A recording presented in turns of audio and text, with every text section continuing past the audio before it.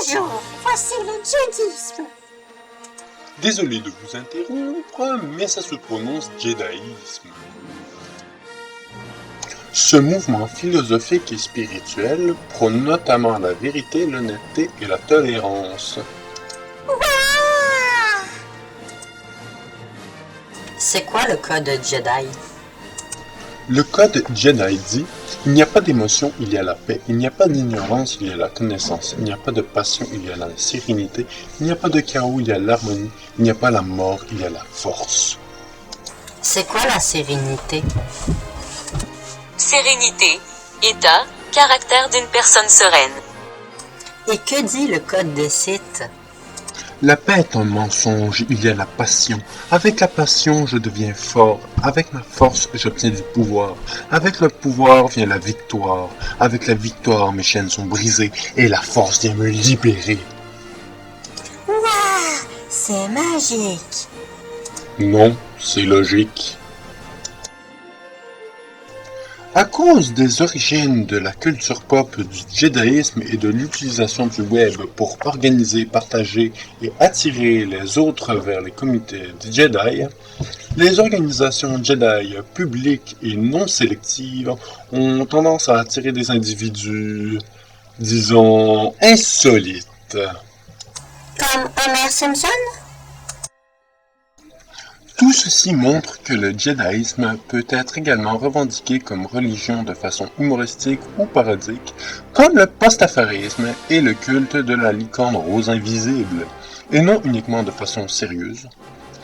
Présupposant un respect des préceptes Jedi, excentriques, commerciales ou malveillantes. C'est quoi le pastafarisme? Quelque chose. C'est quoi le culte de la licorne rose invisible? Selon Wikipédia, la licorne rose invisible est la déesse d'une parodie de religion utilisée pour la satire des croyances théachéistes.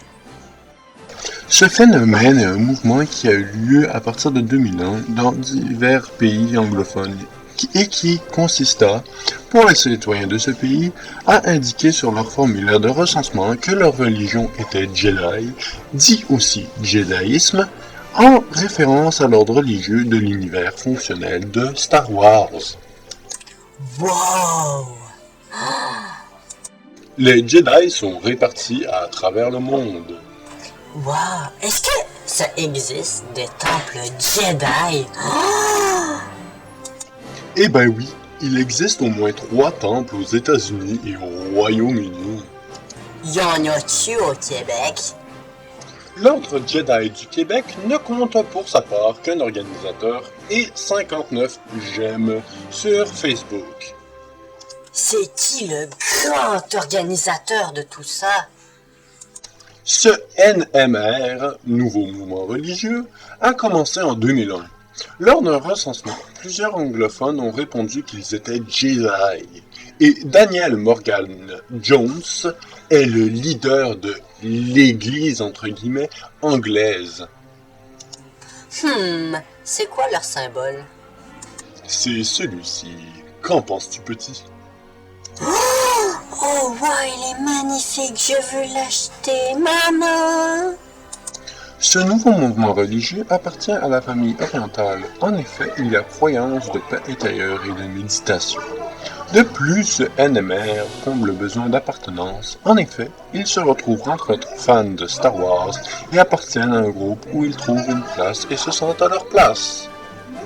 C'est comme appartenir à un groupe de fans de Shrek? Un peu si tu veux.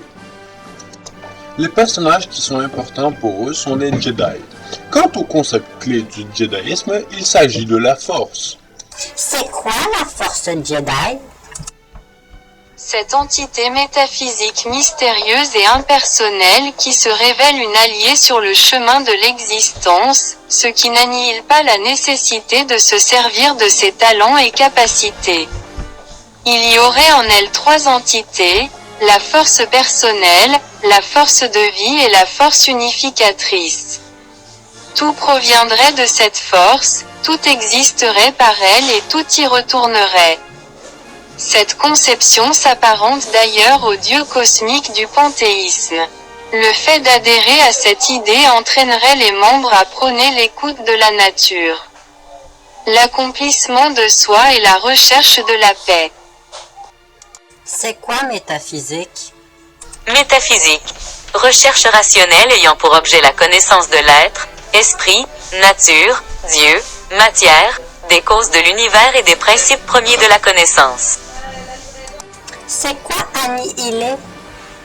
Annihiler, réduire à rien, rendre sans effet. C'est quoi panthéisme? Panthéisme.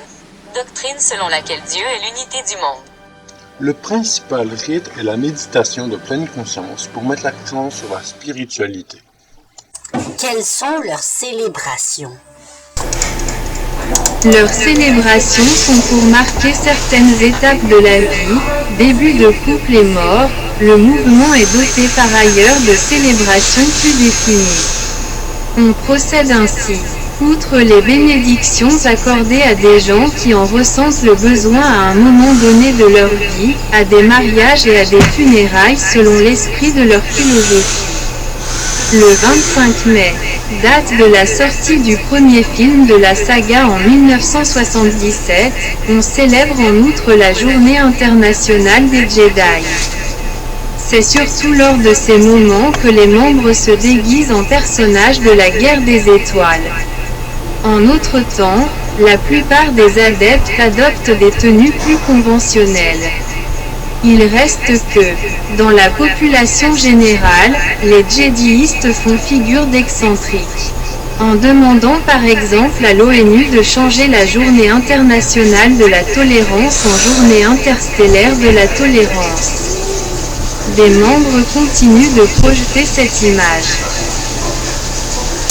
Donc si j'ai bien compris, ce NMR a été basé sur les films de Star Wars et les personnages qui y vivent.